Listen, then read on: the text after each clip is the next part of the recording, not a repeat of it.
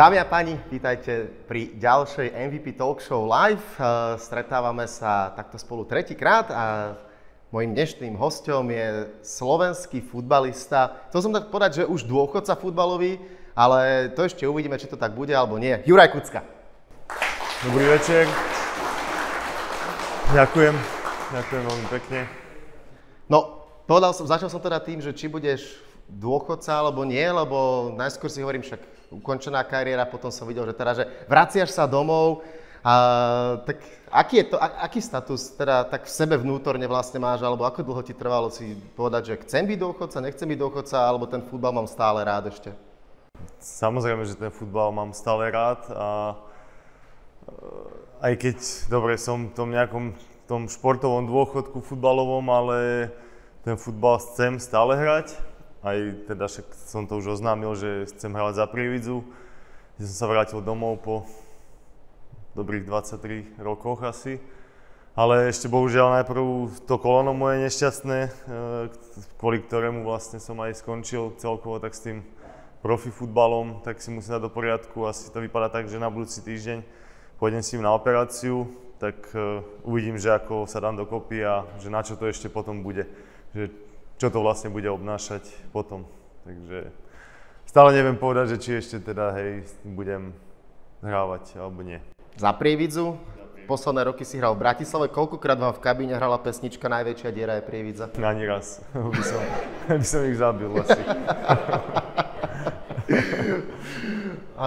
Tak Freak from Desire po väčšine asi po zápasoch hráva. Ty máš taký šťastie na nejaké dobré pesničky, bo toto na Slovane vám hrávalo v Taliansku. Keď si hral za Milano, už tedy fičalo to Saraper? Jasné. Je to už dlhé roky. Roky. Aj s tým popevkom na Juventus, to je veľmi pekné. To je najlepšia časť toho, že to tam je. Poznáte to? Dobre. Ty rád spievaš? Všetko si spieval? Ako sám pre seba, alebo doma v obývačke áno, ale inde ešte som sa raz u Jana Ďuricu, keď som bol v podcaste, tak tam som musel, ale inak ešte asi to na verejnosti nebolo nikde. Pred inými ľuďmi, ako pred kamarátmi alebo rodinou, to nebolo. Hymnu, keď ste spievali maximálne. No dobre, tak ale hymna, to není počuť až tak. Ver tomu, že je. Že tam tie kamery to dobre zachytali. Ty si nezachytil ešte ten trend, že Nováčik spieval v repre, či už áno?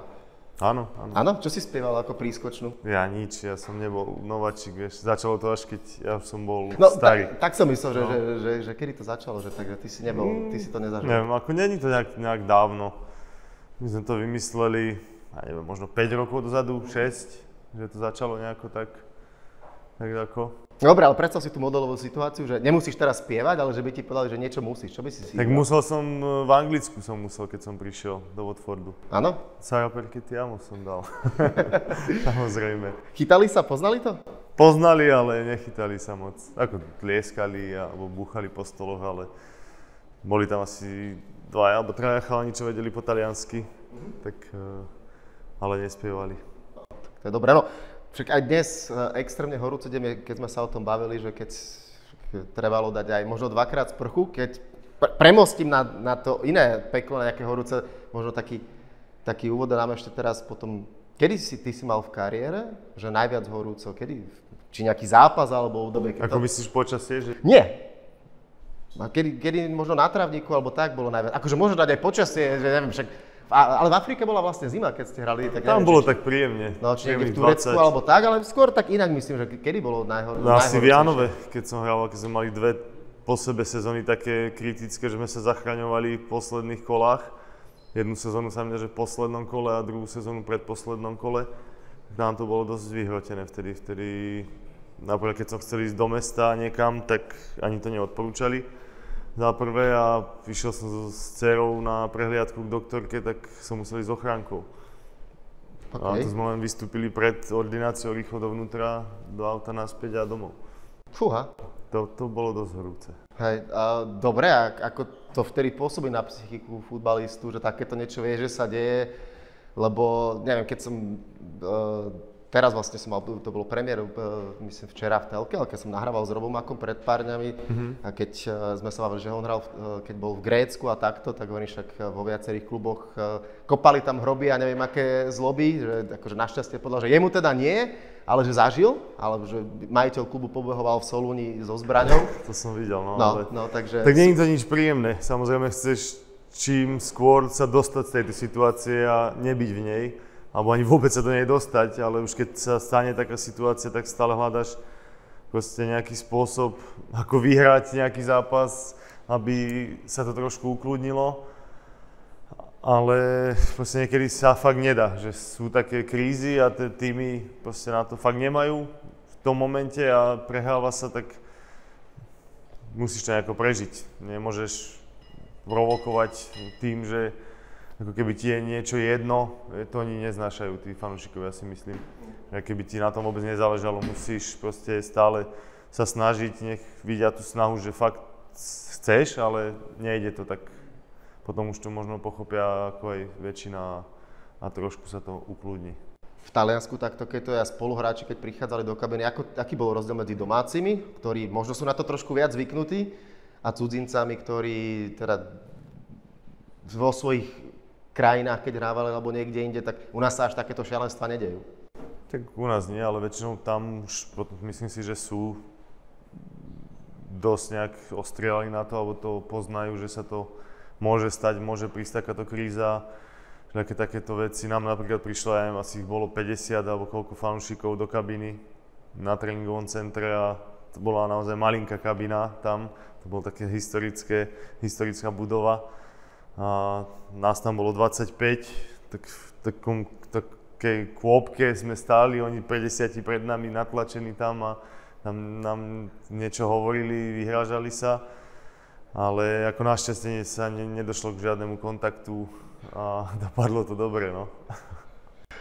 OK, keď si toto ale videl, neviem, mali možno niečo pri sebe nejaké, mačety asi nie, ale nunčaky? Nemyslím si, boli ako takí, že niektorí tam chceli zobrať nejaké veci, oblečenie, tréningové, také, tak boli tí hlavní, čo ich ako keby tak ukludňovali, že proste nič sa nebude brať, nič sa nebude tu diať, hej, ideme sa porozprávať, my vám vysvetlíme nejaké veci, vy poviete si nejaký názor a skôr sa bavili tí starší hráči alebo kapitán a ja som bol tak úzadí trošku, to bolo na začiatku, takže ešte aj ten jazyk som moc tak neovládal.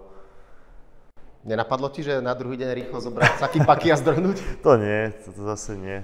Vravím, bojovali sme ďalej, vyšli sme z toho našťastie a potom prišlo zase aj to pekné obdobie. No, ty si však, áno, v Taliansku väčšinu svojej, alebo väčšiu časť kariéry strávil, máš tam krásne obdobie. Bol si milovník talianskeho futbalu, keď si nejako sledoval, alebo tak, alebo proste keď to tak prišlo, že Taliansko, dobrá krajina, ani nie, že milovník, ale áno, bola mi sympatická tá talianská reprezentácia. Ten futbal a teda však aj taliansky klub AC Milano. Ale že by som bol nejaký odborník na ten taliansky futbal alebo tak to nie.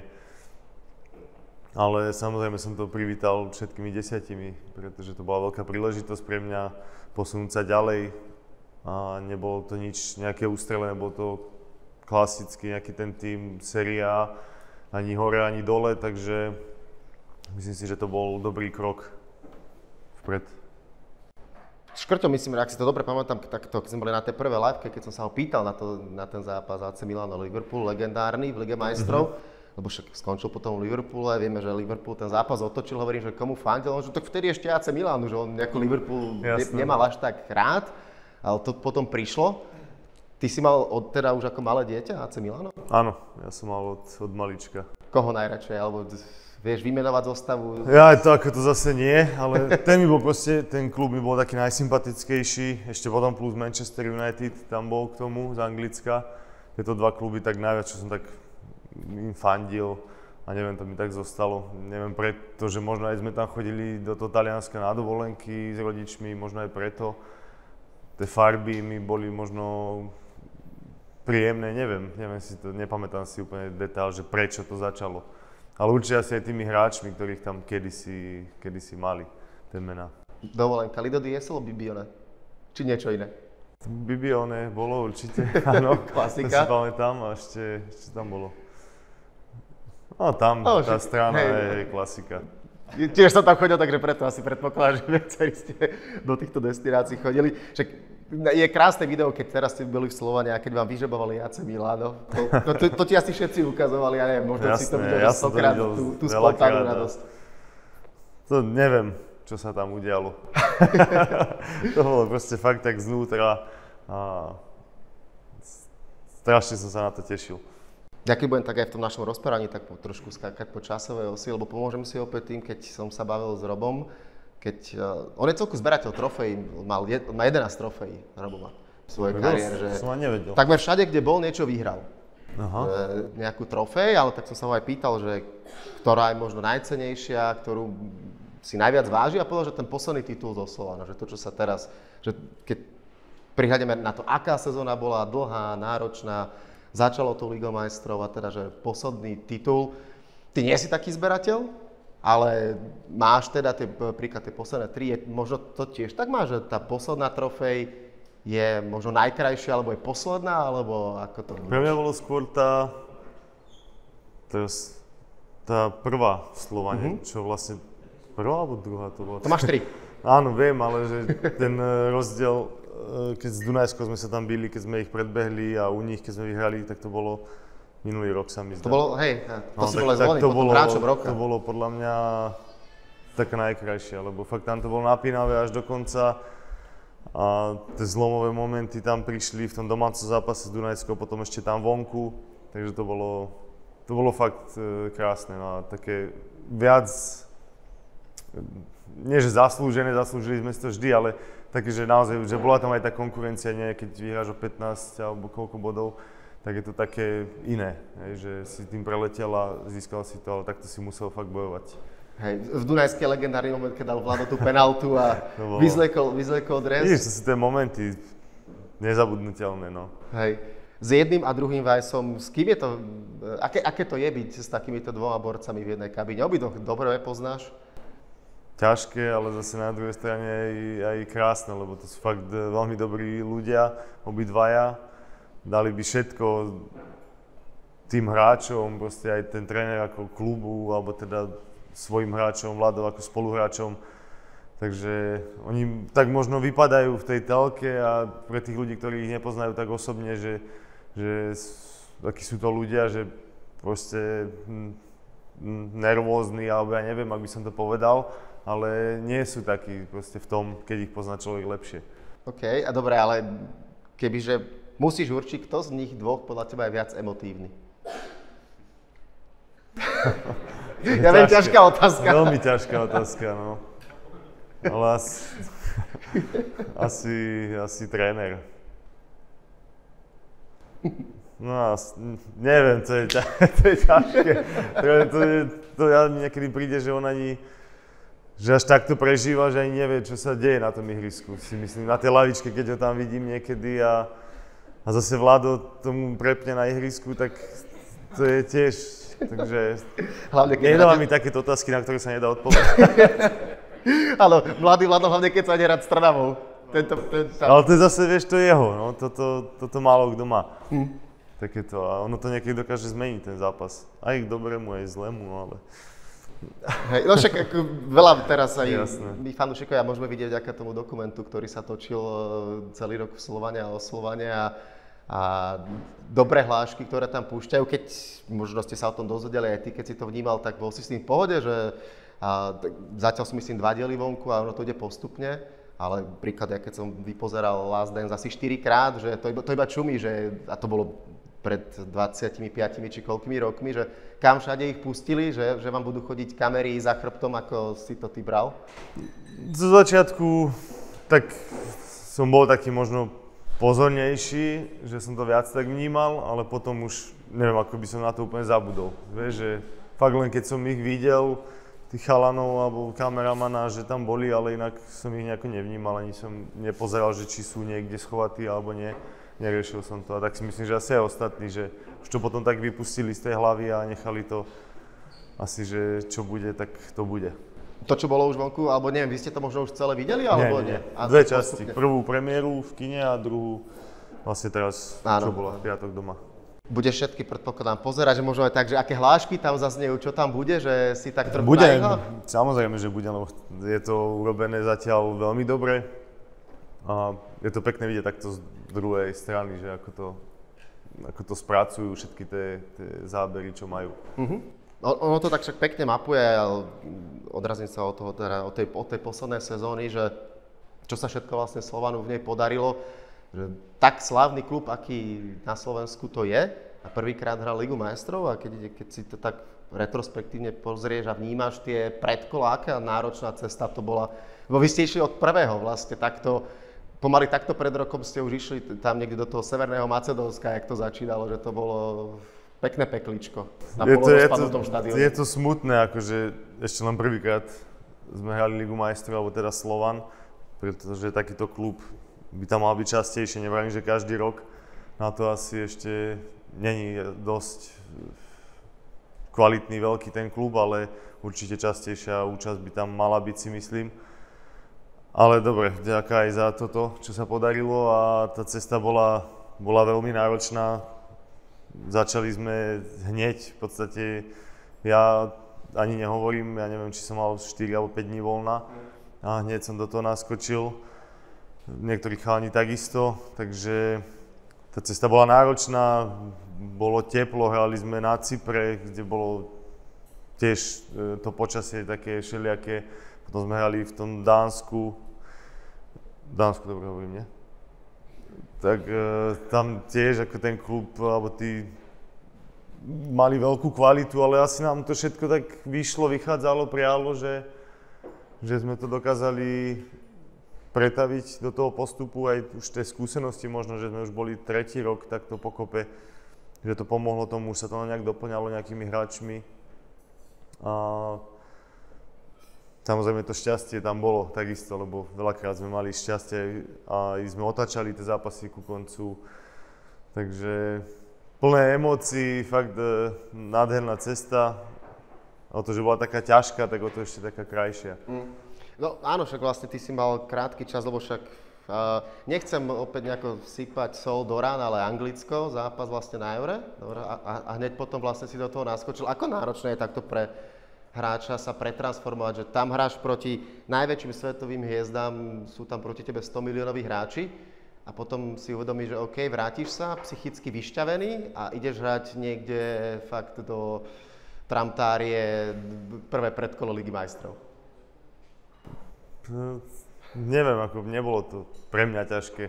Proste viem, že to je moja povinnosť a musel som si ju splniť. A milujem ten futbal, takže som s radosťou išiel do toho. Keby som povedal trénerovi, že sa na to necítim, tak ma určite nezobere, hej, lebo chápe, že to bolo náročné všetko a mal som aj tie problémy zdravotné, takže určite nie, ale on ma poprosil, alebo teda povedal, že chce, aby som išiel, ja som s tým bol OK. Ja som chcel ísť, tak som išiel, takže nadstavený som bol stále na to, že, alebo teda nevidel som tam nejakú tú vec, že by som to mal nejako obísť, hej, že tam nechcem ísť. Že prečo, keď ideme bojovať o niečo a ja musím vlastne si splniť tú svoju povinnosť. No splnil si ju tie aj ostatné veľmi dobre, lebo vlastne vy ste neprehrali zápas v tých predkolách, a keď bol ten posledný, koľko ste boli na Midtjylande? Veľa. Viacerí.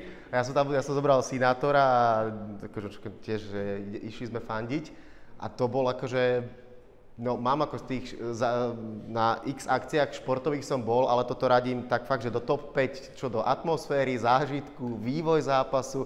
Ty mi povedz, aké to bolo pre vás, ako si to ty prežíval, lebo tiež to bol relatívne horúci deň v Bratislave, ešte horúcejší na ihrisku, a pri tom vývoji, ktorý bol 5 gólov dokopy, a keď Tigran potom dával na 3-2, že to už, ja si myslím, že ten štadión spadne, že to je jak niekde na Boca juniorské výhra. Ja tiež, ako fakt to bola atmosféra neskutočná.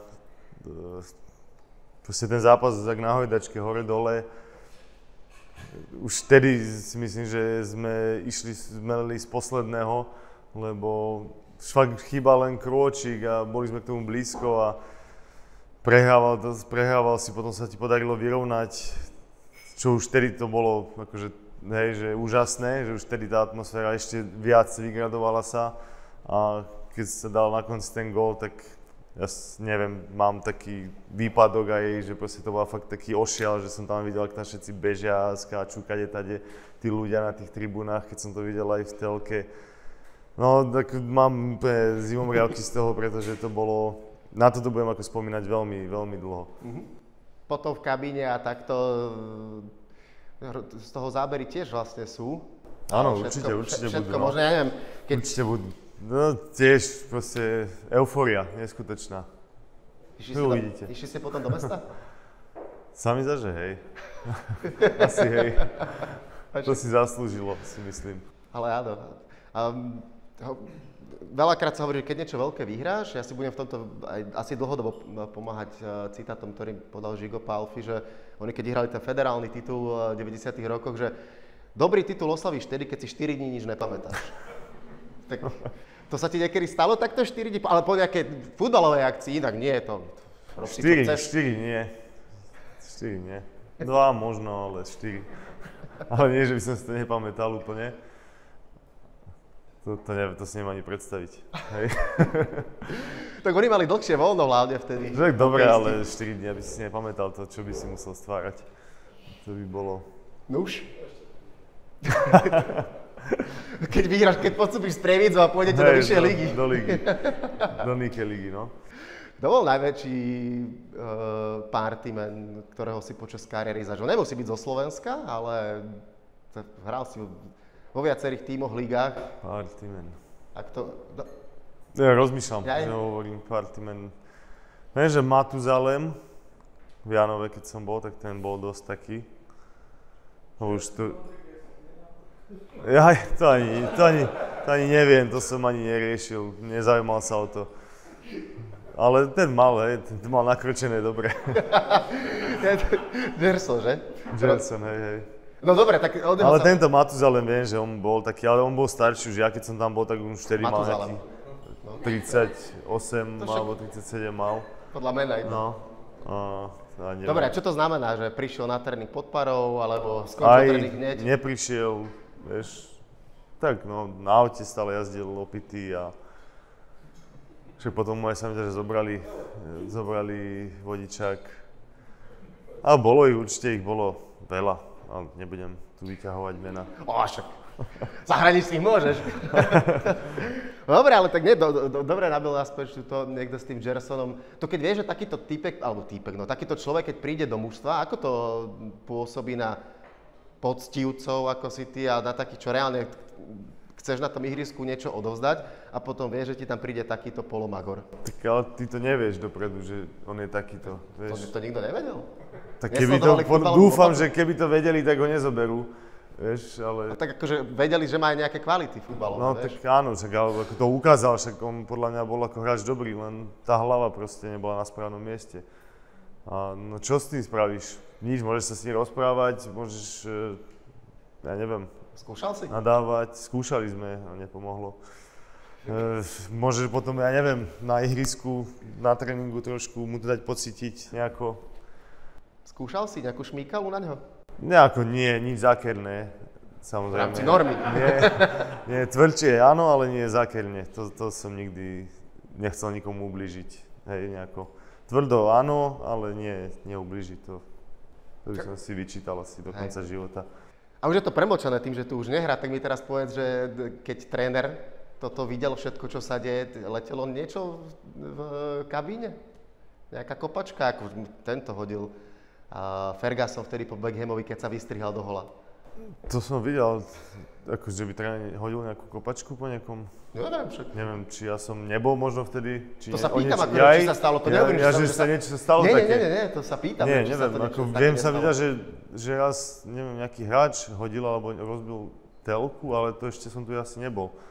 To bol nejaký cudzinec, ale to som počul tiež iba tú príhodu, OK. ale nie som si istý. No to sa pýtam, že či pri tomto Gersonovi Ja niečo také sa nedialo, alebo že ako možno takto najväčšiu divočinu si zažil v šatni?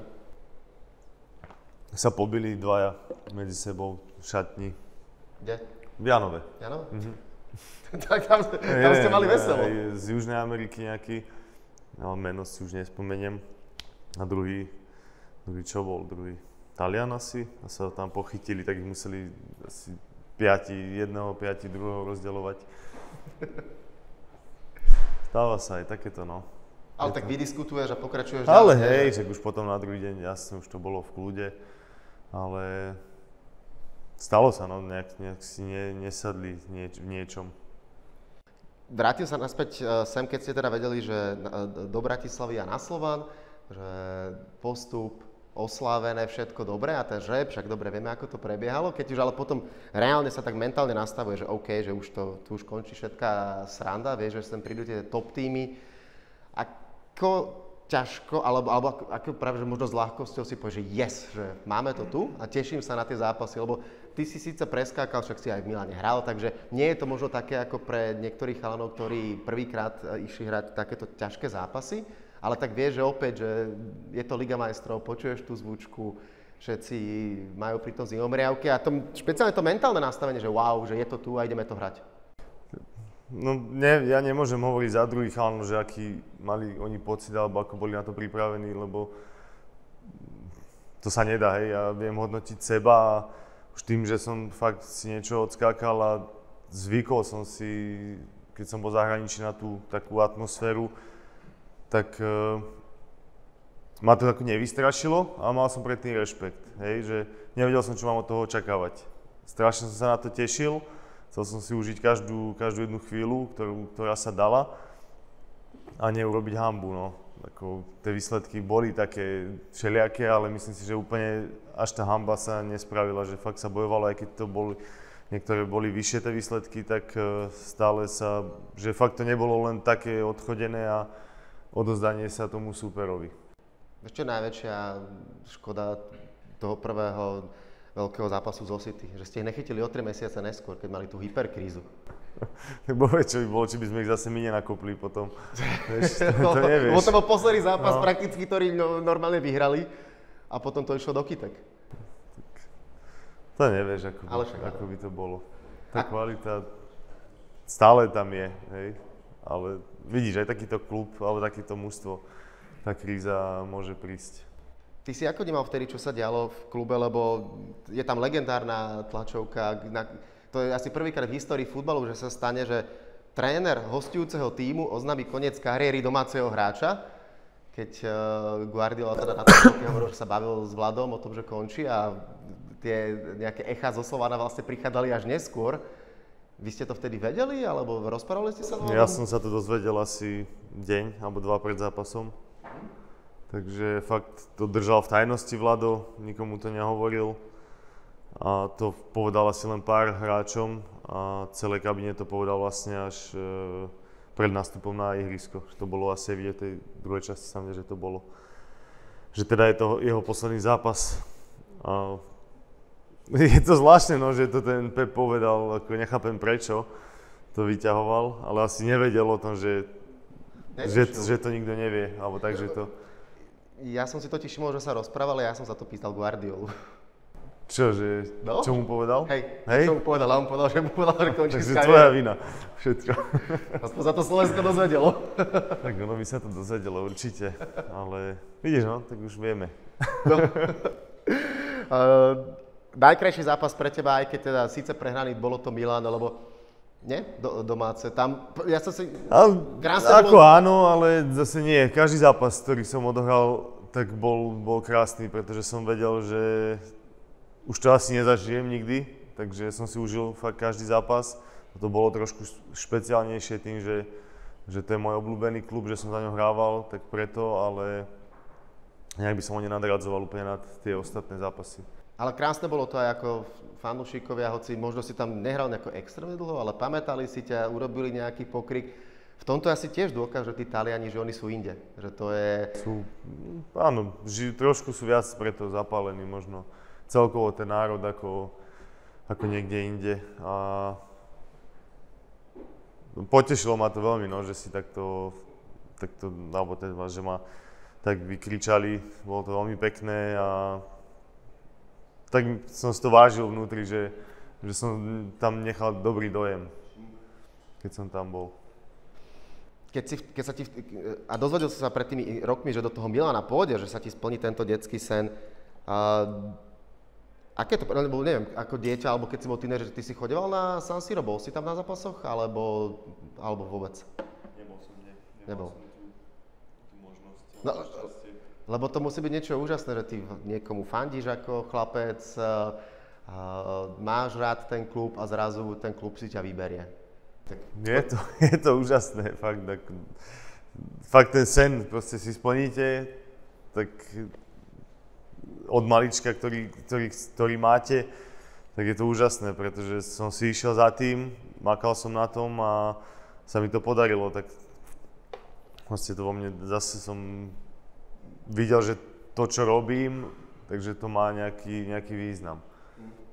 Aj keď to je obrovské šťastie, hej, že akurát oni si ma vybrali, keď je tých klubov už len v Taliansku a na svete je strašne veľa, takže že si ma oni vybrali, tak je to aj o šťastí. Tak je to asi, pôsobíš skromne aj teraz, že je to Neviem, asi o tom, aj že o máš kvalitu. Aj o šťastí, vieš. Ale akože to, áno, v tom dobrom slova zmysle samozrejme. Prvýkrát, keď si tam teda bol, počul si Sara Pertechiamo, atmosféra a toto, bolo to ešte lepšie, ako si očakával? Keď tam nastupuješ ako domáci hráč, lebo však predtým si tam hral, ale vnímaš to inak. Bolo to riadne, ako fakt každý týždeň alebo každý deň by som tam hrával, lebo tá atmosféra na tom štadióne, ten kolos obrovský, keď sa na to pozriete z toho ihriska, tak to bolo úžasné. Už potom počas toho zápasu to tak upadlo, že som tak nevnímal tých ľudí, ale pred tým zápasom a po zápase to bolo vždy veľmi pekné, keď samozrejme, keď sa zadarilo, hej, keď aj tam boli také, že ťažšie chvíľky, lebo neboli to úplne super 2 roky, ale ja som si to užil veľmi a proste sa rád na to spomínam, na tie chvíle tam. Je milánske derby najlepšia atmosféra, akú si kedy v kariére zažil?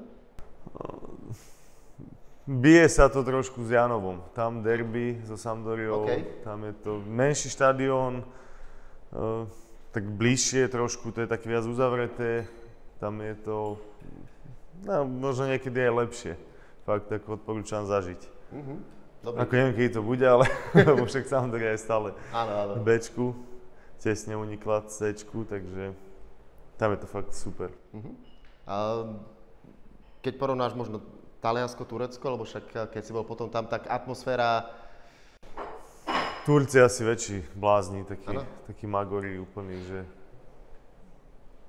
tam sa dokážu aj zabiť pre ten tým, pre to mužstvo.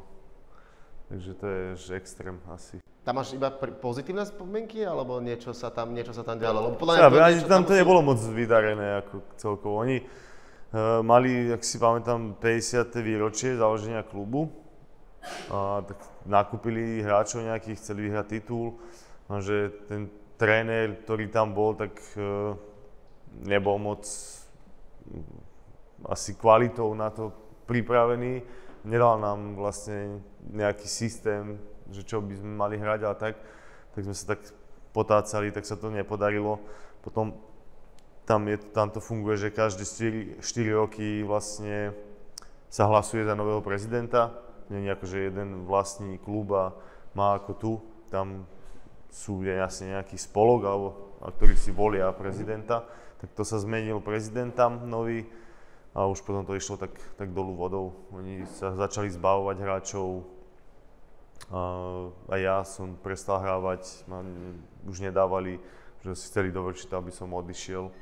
Takže to bolo taký rok a pol stratený trochu, ale ako skúsenosť dobrá. Hej. A tak akože áno, lebo však vtedy ste tam boli, keď si prišiel 4 Slováci, 4, že? A jeden Čech. Taká pekná, Hej, pekná mafia. to bolo výborné, no.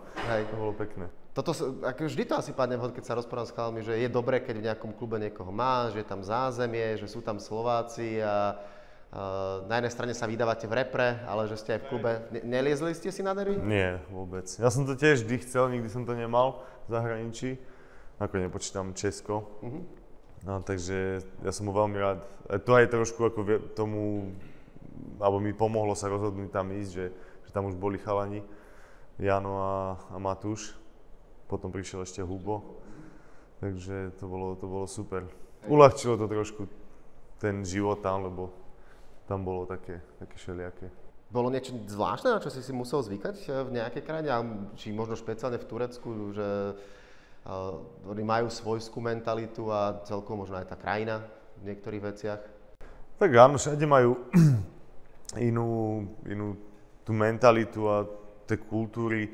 Aj v Taliansku som si musel zvykať na tú siestu poobednú zo začiatku. Ale to je dobrý zvyk.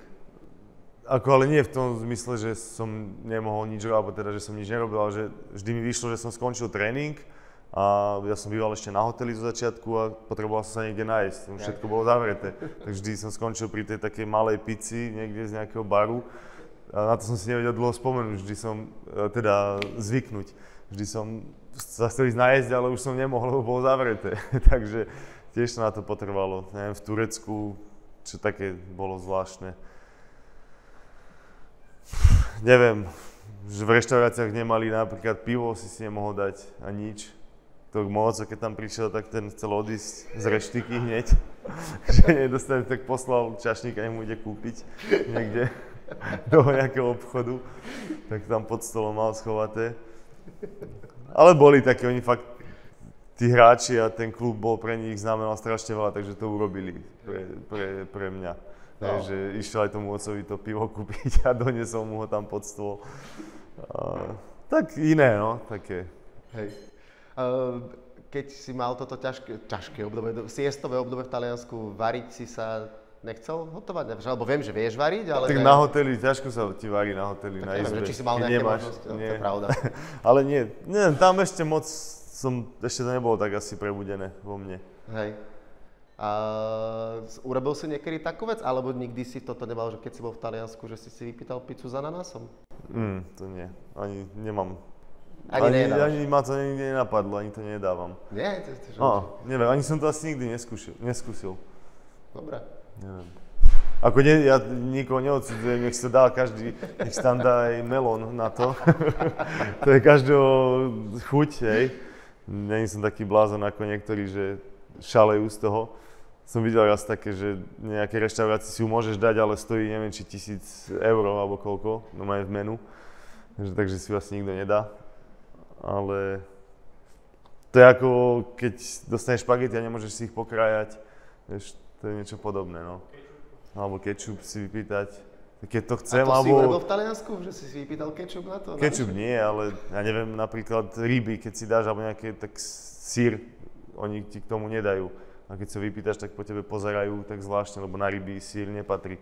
No tak ale keď ho tam chcem a ja mám chuť na to, tak to je moja vec, nie, že či si ho tam dám. Sír na ryby? No, nehovorím priamo na rybu, ale špagety, keď si dáš s nejakými morskými plodmi alebo tak, tak mne to viac chutí, tak no. Dobre. Keď je inak v Taliansku, ja som si to pozeral, že keď som sa začal tým, že ten výpočet trofej, a keď som si pozeral, že vlastne vy ste vyhrali super pohár nad Juventusom, a to sa ale hralo v Saudskej Arábii. Dohe, tak v Katare. 23. decembra. To bol ako, to je... Ja viem, že tak Ráno o 6. sme prileteli do Milána naspäť, tam ma čakal brácho, sadli sme do auta a o 5. sme boli pri stole na Vianoce. Wow. Ale tak dobre, asi si bol... Ešte, že ste ten zápas vyhrali, dal si aj penáltu. Áno. Tak také zvláštne, no ale bohužiaľ asi zase ten biznis, tie peniaze tam prevládajú, že im zaplatia za to, že aby tam prišli hrať, tak to akceptujú. Ako sa pozeráš na toto, na tú celú futbalovú globalizáciu, na to, že Ronaldo dneska vyšla správa, že podpísal opäť na 2 roky v tom klube, že zostáva teda v Arábii a ďalší hráči odchádzajú, možno Ondro Duda tam bude hrávať. Čo na to povedať, no tak je to teraz trend, tá Arábia, predtým bolo Rusko, Čína, všetko tak pomaličky skončilo, teraz zase je toto, Boh vie, dokedy to vydrží. Ťažko to hodnotiť, nie som v ich koži, neviem, ako to je, ale viem, že proste robia to, čo oni uznajú za vhodné, tiež nie vždy asi majú inú možnosť, možno fakt majú len túto príležitosť ísť niekam, posunúť sa, zarobiť si tie peniaze a tak na to kývnú a idú to skúsiť tam. Viem, že je to hypotetická otázka, ale možno, lebo teraz už asi nie, ale pred tými 2, 3, 4 rokmi, keby ti tá ponuka prišla, ideš? Neviem, ako fakt ťažko povedať. Mohol som z Watfordu riešiť, keď som odchádzal niečo iné, niečo niekde v takejto krajine, ale držala ma doma tá rodina, nechcel som ísť takto zase ďaleko, odlúčiť sa od nich. Lebo viem, že tam by to asi nebolo jednoduché, aby tam prišli len tak za mňou, hoci kedy, keď tu majú povinnosti, školu a tak. Takže ťažko na toto odpovedať, či áno, či nie. Neviem. No, spomenul si aj Čínu, že tam sa chodevalo, že vieme, že Hamšo hrával v Číne a vlastne však blíži sa teraz jeho rozlúčkový zápas. Ako ty to vnímaš, že Marek Hamšík teda ukončil kariéru, obrovská legenda. Aké to bolo byť po jeho boku dlhé roky v reprezentácii? Bolo to veľmi, veľmi pekné, pretože sme tam boli dlho spolu, sme ten istý ročník, takisto sme starí, takže sme dobre vychádzali vždy. Pán futbalista, ja som si to vždy s ním užil na ihrisku, keď sa dalo. Aj mimo ihriska sme mali veľmi dobrý vzťah. Už je to neviem koľká rozlúčka jeho. Ja som bohužiaľ ešte nebol asi ani pri jednej, lebo keď mal tú poslednú z repre, tak mne sa narodil syn, takže ja som ráno 6. odišiel stade zo zrazu. No som to v telke pozeral, takže dúfam, že sa mi teraz podarí tam byť, aj keď asi neviem, ale je to pekné, že to takto robí aj pre tých ľudí, že toľko tých hráčov známych pozval a zorganizoval všetko to okolo toho. Takže dúfam, že sa to podarí a že to bude mať úspech. Tak, keď si povedal rozlúčky, tak aj Elan mal už 10 rozlúčkových koncertov a stále ďalší bude. Ale tá generácia, ktorú ste vytvorili a tá partia, lebo však preskakali ste prakticky všetko na tom poslednom teda šampionáte, on už bol v inej pozícii, ale začalo to vlastne Afrikou, 2010 prvý šampionát a potom 3-krát Euro. Tak skočím na ten začiatok tej cesty Afrika. Už to je relatívne dávno, 15 rokov dozadu. Príde ti to tak, že vidíš, že na tomto, že hovorí sa, že na deťoch najviac vidíme, ako čas letí a starneme a možno na nejakých futbalových spomienkach, že... Tak, podľa mňa na hociakých spomienkach sa to dá, že ako to rýchlo ubehne ten čas a toto je príklad toho, lebo fakt tých 15 rokov je dlhá doba a je to ako keby to bolo včera, takže tam to začalo všetko nejak, tak sa to rozbehlo a asi dobre, že teraz to skončilo a je to taký moment len pre mňa osobne. No, bilančne. Ale tak poďme na to príjemné spomínanie na tú celú cestu do Afriky, lebo my sme vtedy... Tu ja som mal len takú, že s tým lietadlom. Áno, áno, že iba si vtedy ty začínal, ale potom v Afrike si zápas... Nie, že tú kvalifikáciu, že ja som neabsolvoval ani jeden zápas, takže... Hej?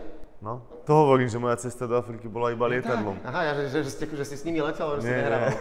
OK, tak vidíš, nie, kvalifikácia som vtedy nebol celý rok ani na jednom zápase. No, o to lepšie.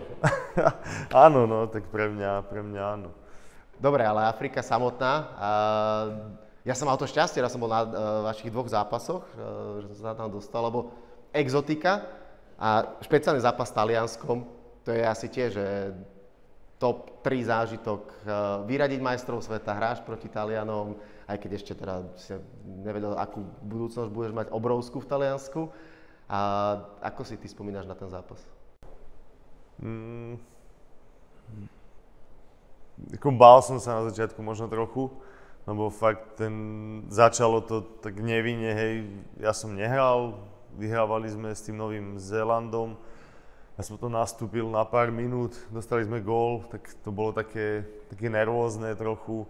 Potom ďalší zápas, ten sa vôbec nepodaril. tam som ani nehral a potom tam bol nejaký, tak si tak pamätám, tak nejaký tlak médií na trénera a že prečo nedá šancu aj iným hráčom, ak si dobre pamätám, nechcem sa pomýliť, ale tam že tak to bolo. Tak on teda sa asi nejak tak rozhodol, že tak dobre, tak teda tu máte. Hej, a podarilo sa to, odohrali sme výborný zápas. Talianov sme porazili, postúpili sme, takže čo viac si želať, tak ako prvý taký ostrý štart na majstrovstvách. Osobne pre mňa ešte aj sa mi darilo, aj prihávku som dal na gól Robovi. Takže super, ako fakt som si to užil, bola bomba, aj ten štadión, neviem, tam bolo asi 60 000 ľudí, väčšina Talianov, a to vo úzeli vtedy v tej dobe, takže zobral si si domov? Áno, ešte niekde otcov asi bude mať, si myslím, v izbe. Oco tam bol tiež vlastne na jednom alebo na dvoch zápasoch. Takže to je tiež taký, ten bol všade. No hej, ja si na to aj dobre pamätám, ja som tam bol akože ako novinár a Vlado Vajs to vtedy vyriešil výborne. Vy ste vyhrali najväčší zápas v histórii Slovenska a Vlado povedal, že dobre, že po Paraguaji nám naložili, držte huby a všetci ste odišli a nerozprávali ste sa s médiami. A môže byť, že bolo tam... Ja viem, že môže by to tak bolo. Keď porovnávaš Vlada vtedy a teraz, bol vtedy viac emotívny? Neviem to. Nepamätám s ním si to ide až podľa mňa tak kontinuálne, že? Nepamätám si to až takto. Viem, že aj vtedy bol určite možno, ale určite sa zmenil nejakým spôsobom. Aj on za tie roky zmenil názory určite nejaké a praktiky, trénovania aj všetko. Takže myslím si, že sa zmenil trošku. Je to už premlčané, takže sa ťa na to môžem spýtať. Povedz mi, čo je pravdy všetko na tom, čo sa dialo po zápase s Holandskom? Rozbitý hotel? Tak rozbitý, stále stál, takže až tak rozbitý nebol. Ale boli také skupinky, proste neviem, čo sa všetko všade udialo. Viem, že nejaké obrazy, lampy, možno tam sa pokazili, ale neviem, hej, detaily o všetkom. Ja som bol vtedy ešte v podstate taký nováčik tam, hej, nebol som s tými chalami úplne s tými staršími takej partii, ako potom neskôr. Takže ja som bol skôr s tými chalami, s Erikom Jendrišekom, s Miňom Stochom. Miňo nežuroval? Až nehovorím, že nežuroval, len že som bol s nimi, že neviem, čo všade sa všetko lebo stalo. podľa mňa on to, že ako mladý sa v tomto čo všetko našiel. sa všade stalo, vieš, že som to nekontroloval. Takže, ale áno, stali sa tam nejaké veci, jasné. Luxembursko bolo potom horšie?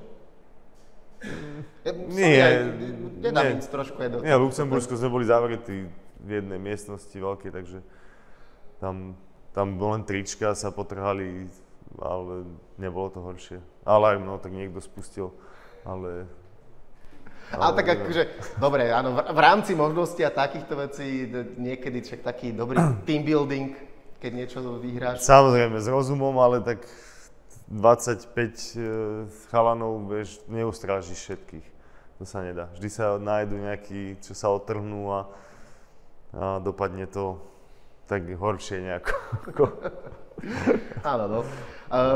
Keď spomínaš na tieto party a tak, možno s kým si ty najlepšie vychádzal, s kým si sadol na prvú a to je asi tiež vec, pri tom, ako dlho, keď sa bavíme teraz o slovenskej reprezentácii, lebo ako dlho si vlastne ty v tej repre pôsobil a bol, tak... Ja ako tak myslím, že nepýtaš sa ma, že ako dlho som tam to bol. viem, no však, že prakticky 15 rokov, ale že aj to o niečom svedčí jednoducho, že ťa to...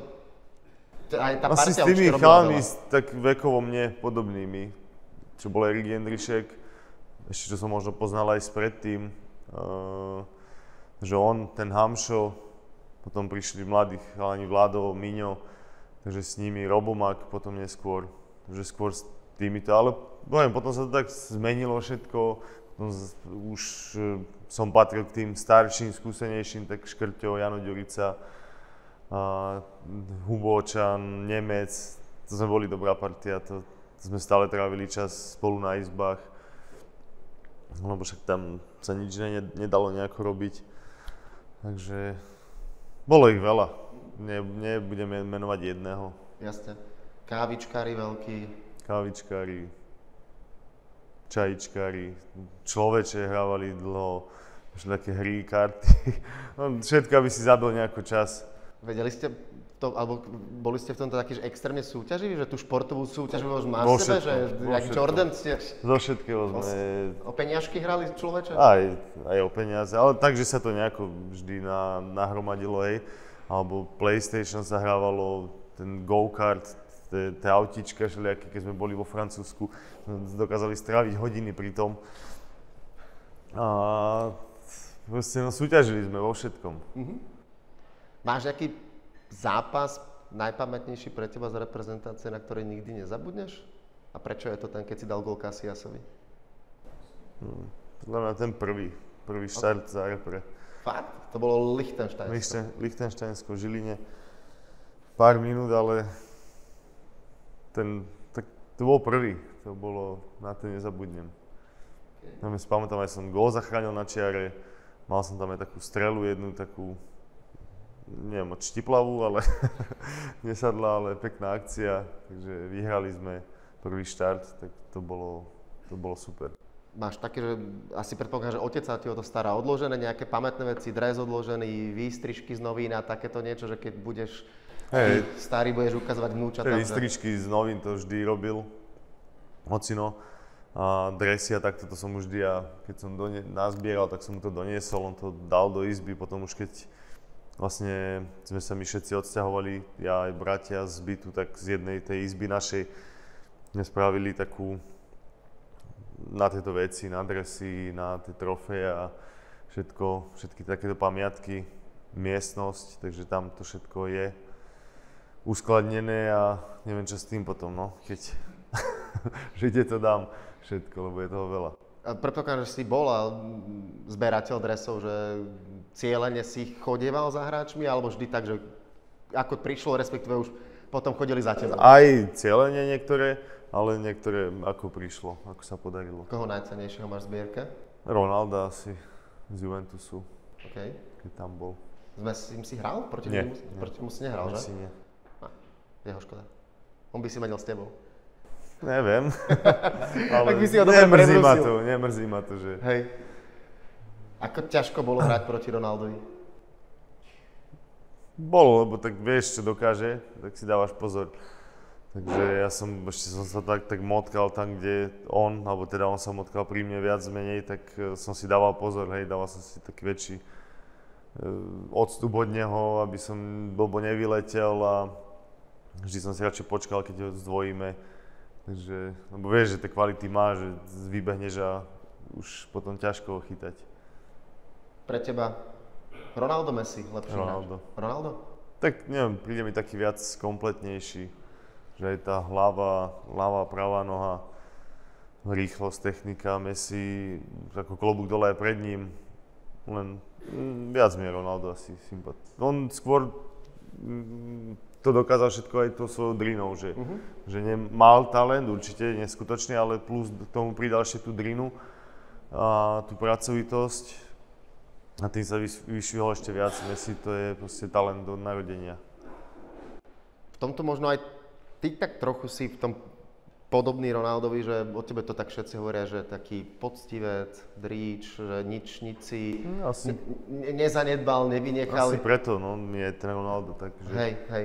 Samozrejme, že ten talent vždy k tomu treba mať nejaký, ale už potom záleží na človeku alebo na hráčovi, či ho rozvíja ďalej, akým spôsobom, alebo len proste sa uspokojí s tým, čo má a bude iba na tom stávať.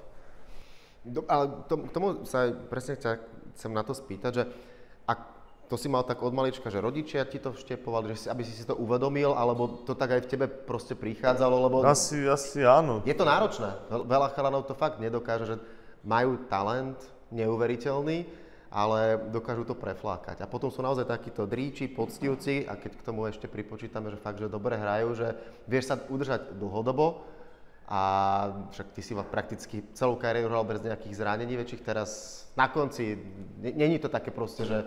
Ale nie, tak mal som aj ja tie zranenia, mal som aj krížne väzy roztrhané, meniskus, takže mal som aj ja, ale neviem, asi to bolo vo mne nejako a už som to len možno nejako prebudzal postupom času. A samozrejme aj tou podporou rodiny, otcinom, ktorý ma stále podporoval, všade chodil so mňou.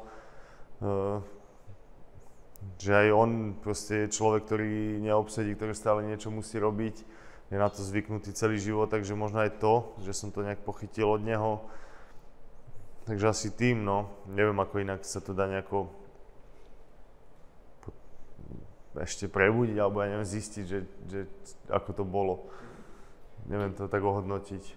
Kebyže aj teraz máš dať, lebo však vidím, že sú to nejakí malí chalani, možno odporúčanie radu mladým chalanom futbalistom, aby to dosiahli do veľkého sveta, čo by si im podali jednu vec? To je vytrvalosť. Proste vydržať. Nevzdávať sa a vydržať. Najťažšie obdobie, keď si nejaké mal? Čím si to nejako sa rozptýloval, povedal si, že opäť, aby si sa vrátil na ten pozitívny flow, na ten vibe, že všetko bude dobré, lebo však viem, že robíš s Dagom, alebo ešte tak, sme v kontakte, stále ako mentálny coach. Som sa to naučil, alebo teda zase som seba samého spoznal viac od tej chvíle, čo s ním som spolupracoval. Ale mal som také, keď som bol na strednej, také obdobie, že som chcel skončiť s futbalom, keď som bol v Radvani, sa mi zdá. Na internáte sám, mladý chalan. A ako teraz to beriem z toho pohľadu, že oco vlastne vždy, keď on chodil najviac zo všetkých, hej, na moje zápasy, tréningy, ma podporoval stále, ale vždy to bolo, hľadal len tie negatívne veci. Málo kedy ma pochválil. A asi tomu mladému chalanovi v tej chvíli už možno až tak prejaslo cez hlavu a chcel som skončiť, lebo už som bol preč na škole a stále mi to niečo vyčítal, hej, a chcel som s tým skončiť, ale mamina ma nejako ukludnila a prehovorila, že ešte to mám nechať tak a že mám pokračovať, tak som rád, že som vydržal a teraz ja som len vďačný za to otcovi, hej, že bol takýto na mňa prísny, pretože mi to pomohlo aj do života, aj do kariéry, aj celkovo, že som možno odolnejší na nejaké veci. Ako keby ma stále len vychvaloval, tak neviem, ako by som dopadol. Keď idem ešte do tohto presne obdobia, ak si hovoril, že si bol na Eintrachtu a sám, že si aj zvažoval, ako veľmi vtedy aj pre teba bolo náročné v tomto období, že to sa bavíme v akom veku, si mal koľko? 16. No, 16, dobre, tak to je taký dosť kritický vek. Áno. Baby, žúrky, presne, alebo rané alkohol, tréningy. Všetko. Alebo tréningy, že ako toto bolo náročné zvládnuť, že ktorou cestou si vyberieš? Neviem, vyskúšal som to, nebudem to klamať, že som to neskúsil, to asi skúsi každý, alebo musí si tým prejsť. A viac ma smiahol ten futbal. Neviem, tam ťažko to, fakt je to také obdobie, kde sa to láme všetko, že mal som aj kamarátov, spoluhráčov z Prievidze, ktorí išli so mnou do tej Bystrice, do školy a do roka som tam bol sám. Som tam zostal, že to nezvládli, že to nevydržali a odišli. Takže tam je ten zlom, že či odoláš a podľahneš tomuto, tejto ceste, že zábava s kamarátmi a tak, alebo sa začneš venovať tomu futbalu. Vedel som to nejak oddeliť, vedel som sa aj zabaviť, vyskúšal som to všetko, ale stále prvorady bol ten šport pre mňa, tá škola a ten šport. Kariéra, ktorú si urobila vlastne tak ako, keď sa budem baviť čisto teraz opäť o tom, keď si hrával za reprezentáciu a množstvo skvelých zápasov, jeden moment, kebyže máš vybrať, o ktorom by si najviac vedel hovoriť, alebo na ktorý najviac spomínaš? Strašne veľa pekných chvíľ som tam zažil. Vždy, keď som tam išiel, tak som sa tešil strašne, lebo bol som mesiac v zahraničí, sám, alebo teda s rodinou, hej, že tí kamaráti tam neboli a prišiel si na Slovensko, tak sa strašne na to tešil, lebo to bola úplne iná atmosféra na tom repre ako v zahraničí. Takže neviem, absolútne ti neviem odpovedať, že jednu chvíľu nejakú. OK. Neviem, rozmýšľam, ako môžem, ale nevypichnem jednu. Ich bolo strašne veľa. Každý už len ten postup na tie šampionáty, tá účasť na tých šampionátoch, to prečo sme to vlastne, alebo prečo to hráme, no, aby sme sa dostávali na tento turnaj a tam reprezentovali Slovensko. Ja keď som sa pýtal na to, na nejaký ten moment repera, nadhodil som, že ten gól, keď si prestrel Cassiasovi rukavice, pre mňa jeden z možno z najemotívnejších momentov, tiež spojený so slovenskou repre, lebo však je obrovský zápas, veľké víťazstvo a bomba ako hrom. Taký tvoj signifikantný moment z kariéry, že jednoducho takéto tie šupy, čo si dával. Tak áno, ale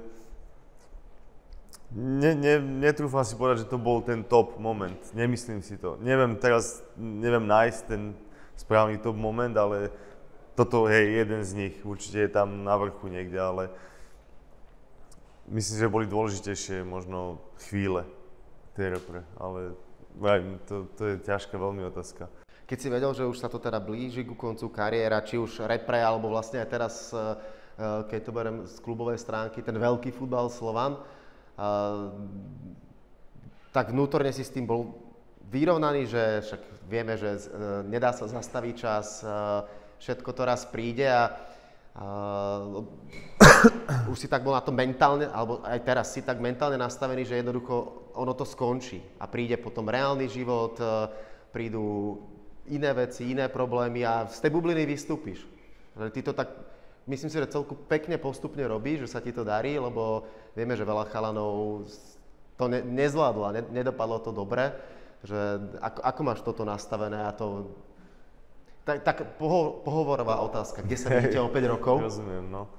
Ako, nebolo to ľahké, samozrejme, to rozhodnutie, rodilo sa dlho. Už to bolo aj pred rokom, vlastne pred touto sezónou, čo bola, už som vtedy na tým rozmýšľal, ale stále som bol OK zdravotne a stále ma to bavilo, tak som, že dobre, skúsim ešte rok, že uvidím zase potom, čo bude. A tieto všetky okolnosti, ten celý rok od toho apríla minulého roka, čo mi vyskočilo rameno, tak to začalo ísť tak, že stále som sa len z niečoho dostával, z nejakého zranenia. Celý ten rok fakt, že tie 2 operácie kolena, to rameno, potom nejaký sval. A stále som sa len dostával z toho, aby som zase do toho naskočil a zase sa niečo stalo, tak to mi strašne uľahčilo to rozhodnutie, že skončiť. Že povedať, že už teda si to telo fakt si pýta ten oddych, alebo teda nie je takú veľkú záťaž a to mi strašne pomohlo celkovo sa rozhodnúť, že už stačí, no, že na takejto úrovni, že už stačí. A keď nadhodím tú otázku, že to nejaké začlenenie sa, že máš to tak nastavené, že vieš, čo budeš robiť, čomu sa chceš venovať? Nie, neviem, ale zatiaľ som ešte nemal čas nad tým premýšľať. Lebo tak som skončil, tak stále som v jednom kruhu, stále niečo robím.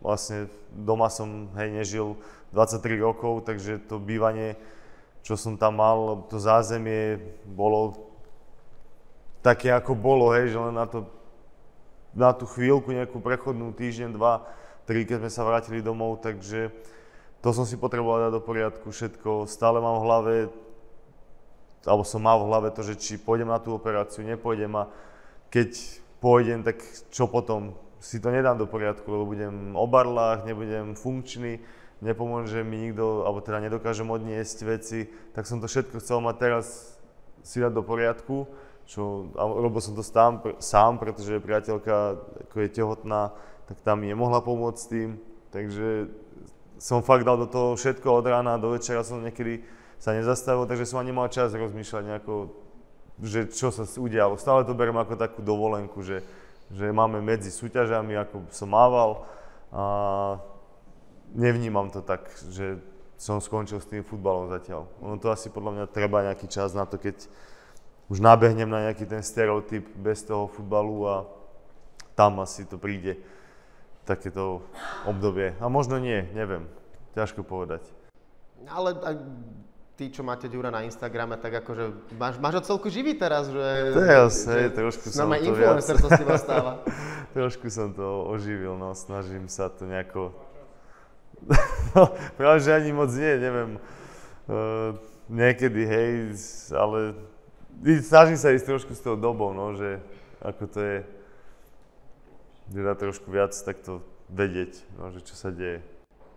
Teraz som aj na základe toho sledoval, že si teda držal pôst. To som povedal, že 100 dní, to by bolo horšie, ale 100 hodín, tak? No, to hej. To bolo, jak ti toto napadlo?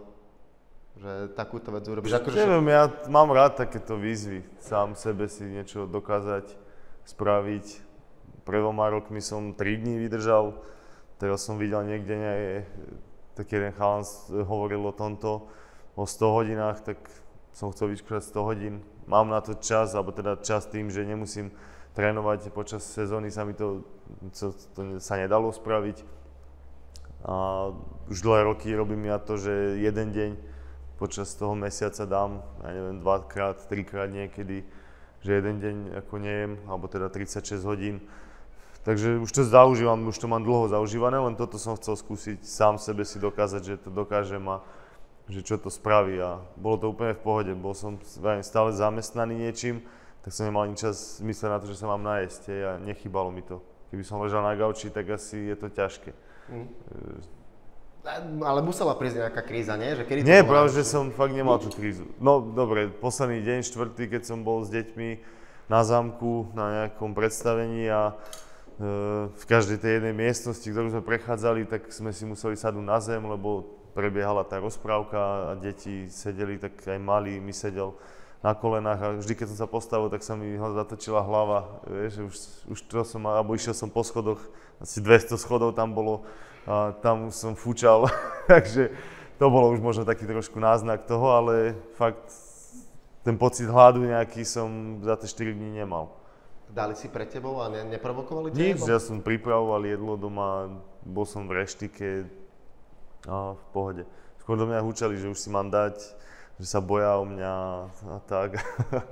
A hovorím, nebojte sa to všetko, lebo ja som stále niečo robil, behať som bol, vieš, a tak, že však stále spaluješ niečo tak, a nepríjmaš nič, tak ťa tu niekde šľahne a našťastie som to vydržal. Ale akože ty máš akože takéto extrémy, keď je vonku minus 10, tiež chodíš v kraťasoch? No, áno, pravím, mám to rád, takéto výzvy, nové, no. Takže adrenalín a toto všetko... Ale to už s rozumom, zase adrenalín ako adrenalín, hej, nejaký bungee jumping alebo tak, kedysi áno, teraz už akože aj si robil, že si skúšal? Alebo nie, že kedysi by som to chcel vyskúšať, ale teraz už asi nie. Akú najväčšiu adrenalinovú srandu si urobil? Zoskok z lietadla, padakom, s inštruktorom, ale... To je tiež slušné, myslím, že... To bolo hneď po majstrovstvách sveta. Asi 3 dní. Áno, to som dostal asi od rodiny. Bol si triezvy? Hej. A nie, to bolo super. Nad bojnicami, to bolo parádne. Hej. No, tak však áno, vrátil si sa domov a tak asi do krásneho prostredia, alebo však to, čo máš, to je vlastne výhľad od teba, nie na zámok. Áno. Pekne, ako fakt neviem sa vynadívať na to. Žijem tam 38 rokov a stále, keď tam prichádzam, tak som očarený z toho zámku.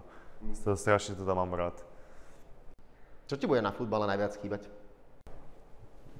No ešte stále, hej, budem hrávať, takže tá partia, ale asi tá kabina, ten kolektív, že tam prídeš a si v tom kolektíve trošku iné myšlienky, tam máš iná atmosféra, tak keď raz s tým skončím, tak asi toto.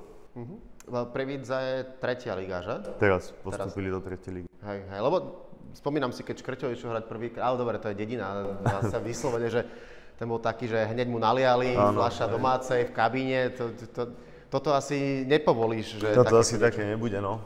To už je trošku vážnejšie. Ale voči rozhodcom a takéto. No, treba sa na to asi trošku pripraviť, že to môže byť divokejšie. Áno, myslím si, že to bude. Bude to podľa mňa náročnejšie ešte aj niekedy ako tá prvá liga, ale treba skúsiť. Jasne. A uvidím, že čo, ako to bude. Tréneri a takto, však keď sa ešte na túto tému spýtam, ktorého trénera si mal počas kariéry, takže najobľúbenejšieho, najradšej? Trénera Weissa. Tým, že aký je charizmatický, alebo aj to, ako futbal vidí? Áno, aj tak. On aj celkovo mi dal aj tú šancu v tej repre. Na začiatku videl vo mne niečo, tak aj keď som nehrával, že som mal tie problémy vtedy počas tej kvalifikácie a aj potom, že ma zavolal, zobral ma na tie majstrovstvá sveta. Takže on mi tak asi pomohol do toho sveta, do toho futbalu svetového. Dobrý chlapec. To ti povedal veľakrát, nie? No, určite áno. Hej, to je taká... Nie len nie. Áno, vieme. To je taká jeho prúpovidka. Inak klasicky potom aj vy ľudia, neviem, či máme mikrofón, ak nie, pýtajte sa Kuca, čo vás zaujíma. Smelo, ak máte otázky úplne. Ak vás zaujíma. Ak vás niečo zaujíma. Nehovorte mi, že sme vyčerpali všetko, lebo... určite nie, lebo ja mám vždy kvíz pripravený, takže...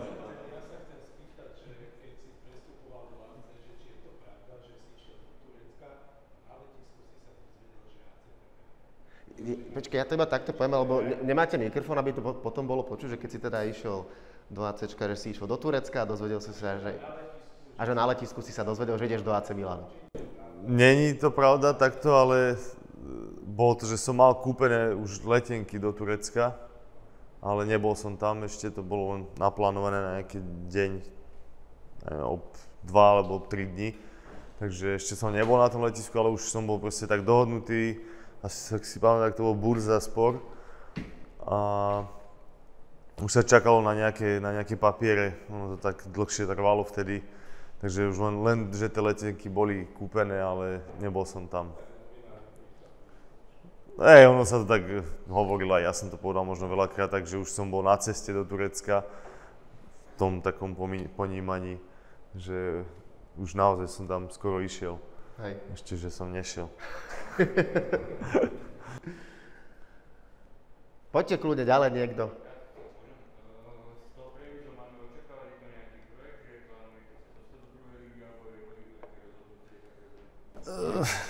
Takýto... Počkaj, ja som to nechce počuť, že Prievidza je projekt. A myslím si, že počuli. Myslím si, že to je takto lepšie. Ešte nemal som tú šancu sa s Davidom, lebo však David Hansko vstúpil do toho futbalu v Prievidzi. On je teraz vlastne keby majiteľ klubu, ale ešte som nemal úplne tak možnosť sa s ním baviť o nejakých takýchto víziách dopredu najprv. On sám je to pre neho niečo nové, aj celkovo aj pre jeho syna, ktorý tam funguje. Musia zistiť, čo to asi obnáša. Už len toto, že sa hneď postúpilo takto po ich nástupe do 3. ligy, je pre nich asi veľký krok vpred. A myslím si, že ale do budúcna niekedy by chceli. Hej? Neviem, že je to ten cieľ podľa mňa je zdvihnúť tam ten futbal. To, aby tí mladí hráči, ktorí sú tam, ktorých je tam strašne veľa, a vždy z Prievidze bolo strašne veľa hráčov aj v reprezentácii a veľa hráčov odchádza preč, pretože tie podmienky a nevideli sa tam moc asi v tej budúcnosti, takže ako aj ja som odišiel stade, keď som mal 15, lebo tam išlo už dolu vodou vtedy. Takže to chce tomu zabrániť, aby tí hráči mladí odchádzali do okolitých dedín alebo do nejakých akadémií na Slovensku, aby zostávali tam, aby stade z Prievidze vlastne sa budovali tí mladí hráči a potom išli do veľkého futbalu. Takže David Hansko vlastne bude tvoj šéf. Áno. Dobre. Tak veľa vecí na ňo vieš. Áno. Môžem páky ťahať nejaké. Dobre. Poď, pýtaj sa. Je to dlho. Že či si mohli ísť do Interu Milano? Do Interu. Ja som tam ako v podstate aj bol na 50%. Ja keď som prišiel do Talianska v januári 2011, tak v lete hneď ako pol roka, po polročnej, vlastne čo som odohral pol roka, tak Inter Milano kúpilo 50% tých práv na mňa. Som ako aj podpísal zmluvu na 5 rokov s nimi, že som sa stal ich hráčom, ale iba na 50%, zostal som v Janove ešte na hosťovaní. To vtedy tam ešte tak fungovalo, že aj na 50% sa dalo kúpiť. A vlastne potom po pol roku alebo po roku oni mali to právo ma si odkúpiť zase, keby či chcú po pol roku alebo po roku. Lenže ak sa toto všetko udialo, tak prišla nová sezóna a ja som zabudol hrať futbal. Úplne, to bola najhoršia sezóna v mojom živote. Fakt, nechápal som to, asi som mal nejaký blok v hlave. A vôbec sa mi nedarilo, zle, prestal som hrávať, tak na konci roka ma Inter nechcel, tak tam vtedy nastal taký problém, lebo ani Janov ako keby nechcel odkúpiť naspäť tých 50% od Interu. To bolo komplikované, ale dúfam, že chápete. A tam bola taká vec, že keď to nechce ani jeden klub, ani druhý, tak sa do obálky napísali nejakú sumu, že kto za koľko je ochotný ho kúpiť a tá vyššia ponuka ako bere. No tak Janov ma kúpil naspäť za 7 miliónov, alebo za koľko, a za 8 ma predali, takže ešte zarobili 1 milión. A prešiel rok a všetko sa zrazu zmenilo, zase som začal hrávať a išlo to zase dobre. Takže také zvláštne, no bolo tam to psychicky nejaký asi mentálny blok v hlave, že mám ísť do Interu Milano, alebo neviem. Nikdy som na to neprišiel, že prečo. Ale vrajme, zase všetko zlé na niečo dobré, ja som potom išiel do AC a... Je to tak. Tak to malo byť, tak to niekto bolo napísané. Asi áno. Jasne, poď. Keďže si hral v Anglicku, je to najlepšia liga na svete? Podľa mňa nie. A ktorá? Je to jedna z najlepších. Talianská, anglická, španielská, nemecká. Neviem to povedať, ktorá z tých je ešte lepšia, ale neprišiel mi až strašne taký veľký rozdiel oproti Taliansku. Ja môžem porovnať iba Taliansko a Anglicko medzi tou ligou, že by to fakt bolo niečo brutálne odlišné od toho Talianska. V Taliansku som odohral veľmi náročné zápasy, aj slabé zápasy na fyzičku, v Anglicku to isté, že boli tam proste zápasy niektoré, ktoré sa vám takto kopali, dlhé lopty a súboje a to bolo všetko, že ako nič také náročné, že ak som si myslel, že to tam nebudem zvládať, ale išiel som tam, mal som 34 rokov a úplne v pohode som to zvládol, že ako myslím fyzicky. A zase potom boli niektoré zápasy, ktoré boli extrémne náročné, takže si myslím, že je to ťažko takto. Oni to hodnotia podľa mňa aj z toho, že koľko tých tímov možno majú v Európe, ako vyhrajú, aký obrad majú tam tých hráčov, ten market, aký tam je a možno kvôli tomu toto hodnotia ako jednu z najlepších, ale stále hovoria jedna z najlepších, nehovoria, že je to najlepšia liga. Takže z môjho osobného hľadiska to není úplne, že Anglicko a potom je ostatné. Keď ale na toto sa ešte chytím, však hral si veľké zápasy v Turecku, v Taliansku, v Anglicku. Keď ale porovnáš tú atmosféru, čo je na Slovan Trnava, je to na podobnej úrovni s týmito, alebo možno aj tou vybičovanosťou? Vybičovanosťou možno áno. Tak je ťažké porovnať, kde je 15 000 ľudí, alebo 18, ako kde je 50, alebo neviem koľko, 40, tak tá atmosféra je predsa trošku lepšia tam, ale parádne atmosféry boli aj tu, na derby, takže je to, na to, čo ako je tu, tak je to OK. Máme ešte otázku? Kľudne si premyslíte, ja dám totiž Kucovi to, čo dávam každému hostovi, ktorého mám, a to je kvíz. Mám pre teba 3 otázky pripravené. Ty si v ACčku hrával s Gigi Donnarumom, bránke a on absolvoval debut séria, bol tretí najmladší brankár v histórii celého talianskeho futbalu. Vieš, koľko mal rokov, keď hral prvý zápas? Dám ti 4 možnosti. 16. Počkaj. 15 rokov 300 dní, 16 rokov 242 dní, rovných 17 alebo 17 rokov 17 dní. Tak tých 16, 200 niečo. Hej, 16 rokov 242 proti Sassuolu. Dobre. Zostanem v Taliansku, ale dám iné meno. Prestupy, ktoré sú šialené. Keď v roku 84 prestupoval Maradona z Barcelony do Neapola, bol to historicky najväčší prestup vtedy. Za koľko peňazí prestupoval v roku 84 Maradona do Neapola? Buď to bolo za 2, 4, 7 alebo 10 miliónov. Čoho? Eur? Alebo lír? Eur. Lír to by bolo. To by nebolo veľa, čo? 2, 4, 7, 10. Typnem 7. Dobre. Hej? 7 miliónov. No. Hej.